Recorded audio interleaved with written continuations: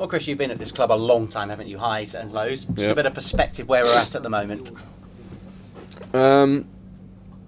It's always the same thing at this place. It's Gaffer says, like, you know, 1-2 games away from a crisis, 1-2 losses away, and it's always been like that.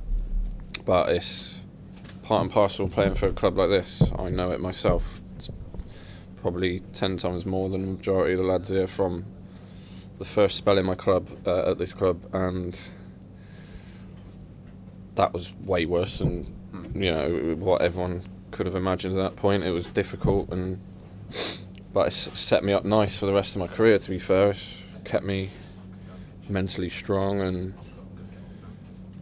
set me up for any sort of setbacks that I've had further on. Luckily for me, it's been more highs and lows in my career, and I'm not one of those people that's going to take it too seriously. You know, football's a game. Put it in perspective, there's a lot more important things in life than a football result. And I'm a positive person, you know. I've got my family, I've got my kids and stuff like that, so obviously a loss affects me, but, you know, I'll just look forward to the next game and count my blessings that I've got this opportunity to be putting that shirt on and playing. So it's all about perspective, isn't it? It's you guys, the fans, everyone. You know, I think sometimes they enjoy when we're not doing too well because this gives them something to talk about. It's the nature of the beast, it's how it is. We've got to show character now, which we've had a chat this morning about, and you know, there's enough players here that have been here 2-3 years now to know how to bounce back. We're mid-table in the league, we're a win or two away from the playoffs. Let's not get carried away. You know, we've lost a few games in the cup. We are shipping goals. We know that. We know what's wrong. We've got to just put it right, and we are the only people. That's the thing. Everything relies on us now as players, which is where the pressure situations come into it. And you see the men from the boys, you know, who want to step up and really come to the table now and get us out of this little rut. Call it a rut. It's just not a disaster by any stretch. It's about getting out of this negative mentality that's surrounding the place at the moment. Yeah, on one hand, League One, there are some really big clubs with big budgets. Yeah. On the other hand, are Rovers better than they're currently showing? I don't know. It's hard to say. I mean, we can say we deserve to be this, but at the moment we don't. We're the league table. You know, how many games have gone now? 15, 16. It's starting to shape probably how it's going to be. We always seem to come slightly better after Christmas, which has been the same the last few seasons. I mean, I'm not too sure where we were in League Two at this point when we got promoted, but I'm pretty sure we weren't particularly high. So anything can happen. I've said it a million times. A couple of wins for us now, and we're back towards the playoffs. So we've just got to do that. We've got to cut out mistakes. We've got to work together more as a unit, as a team, to cut out those mistakes, and that's something that us as players have got to step up to the plate. Myself, being the most experienced, trying to get the boys together, and trying to just, you know, give a little bit of advice to a few of the lads that have probably not been in these situations before, and get them ready for what's ahead. I was going to say, yeah, not everyone has your experience, so I guess this is a learning experience for some of the younger players in the squad. It is, yeah. The gaffer said it this morning. This club's different. It's, you know, I've been at Port Vale, been at MK Dons, other teams like that in this league, and it's nowhere near the same as this place. Obviously, I've gained good experience at Sheffield Wednesday, which the fan base there is, you know, 25,000-30,000 watching every home game.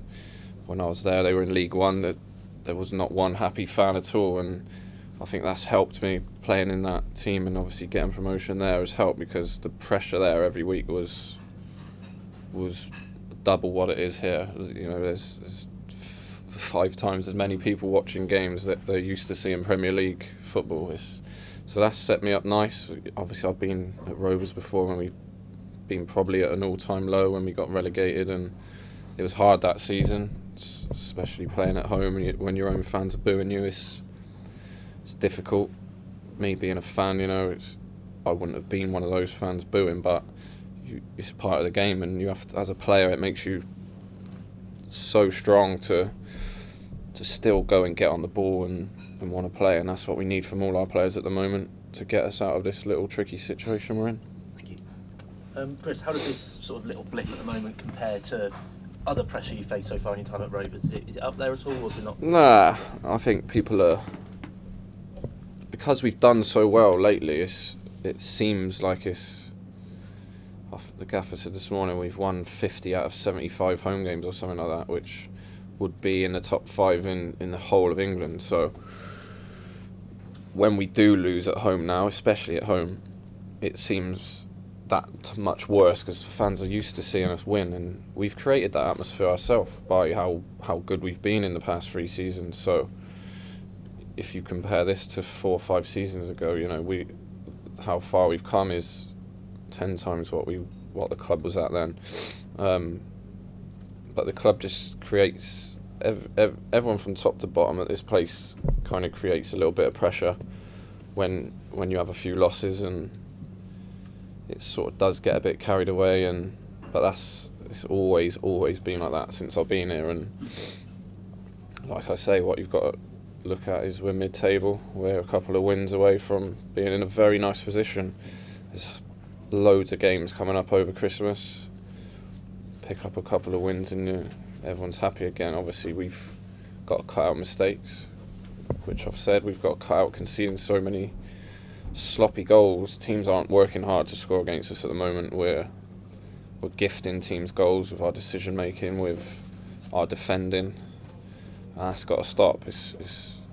We can't score 3 or 4 every game to win. Do you know what I mean? We haven't got the Matty Taylors anymore to score 2 or 3 goals a game. We're basing ourselves on hard work, and that starts with defending. We've got to give ourselves a chance in games. Last night we conceded a penalty after whatever, and it's an uphill battle. Then we conceded another every goal last night was preventable, and that seems to be the case at the moment. No one's scoring from 20 yards or a good bit of skill. It's tap-ins, it's free men from set pieces, it's stuff that we really got to stamp out, and it's got to start now. It's got to start sooner. You can't keep saying it. That's the problem.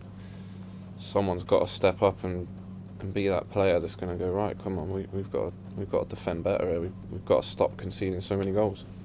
And just finally as well, Daryl's been mentioning about the negativity surrounding the club. You mentioned it a bit as well. Do you as players listen to that, or do you shut it out? How do you deal with that? Me personally, no. I've sort of got myself off social media and all that now, so that's the only place you can it does give the fan, for me it's frustrating because it gives the fans a free place to say what they want to say. Also it's good because when you're doing well, I've you just got to get on with what you're doing yourself. Like me personally, I've got a family and that to concentrate on, so during the week I switch off from football, I go training. As soon as training finishes, I go home. My little girl comes running to the door to meet me, and that's my week sorted. Do you know what I mean? Football's, I can switch on and off now. Whereas before, it's different. I'd just be thinking about maybe stuff all week. Now I've got a family to get home to and look after and stuff. And then when it comes to a Friday and a Saturday, they know that they probably won't speak to me for a couple of days because I'll be focused on football. So it's about just one thing you learn as you get older, just trying to ignore everything that comes in from the outside is slightly difficult, because when you go to the shops, I live in quite a big area of Rovers fans, obviously you're going to get people wanting to chat to you, and I say the same thing to them all. It's been a great 3 years. We've got to just keep doing what we have been doing and get back to it, because obviously people are going to be unhappy at the moment. Let's get to the point where we start making them happy again.